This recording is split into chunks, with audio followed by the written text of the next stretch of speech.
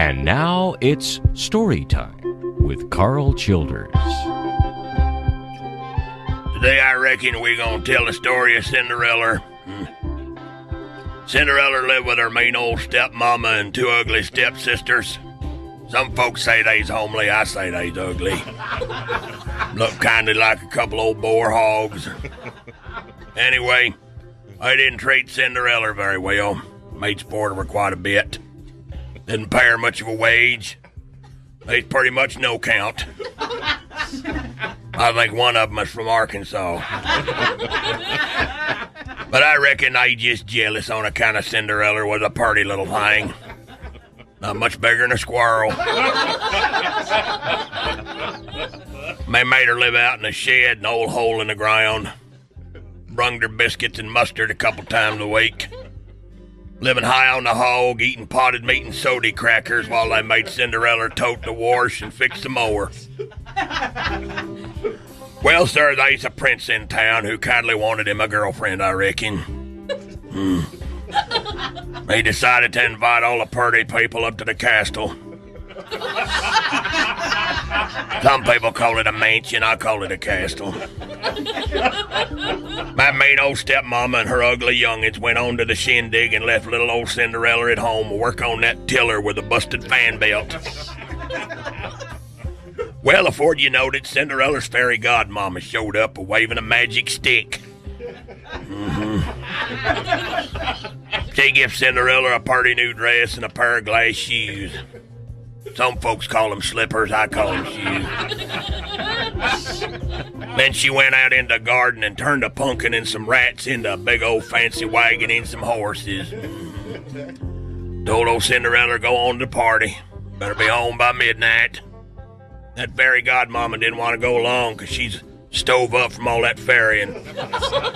She's old and give out. Well, Sir Cinderella really hit it off with that old prince. She liked the way he talked, he liked the way she talked. The way I figured they fell in love right off.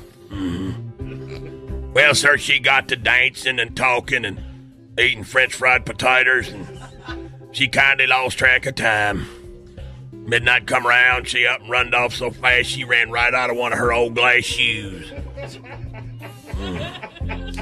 Before Cinderella would get home, that old wagon turned back into a pumpkin and them rats runned off summers. She had to walk home with one shoe. She had pretty good time, so I reckon she didn't mind too much. Next day, that old prince feller about had a fit looking for Cinderella. He toted that old glass shoe around for quite a spell, trying it on this girl and then another. Finally, he tried it on Cinderella. He's so happy he about bust. Cinderella and that prince feller went off that castle and lived happily ever after, looking for lips and peckers in that potted meat and having a big time.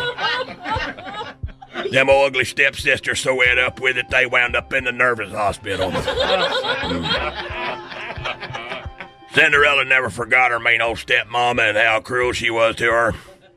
And every time she thought about it, she just saw red.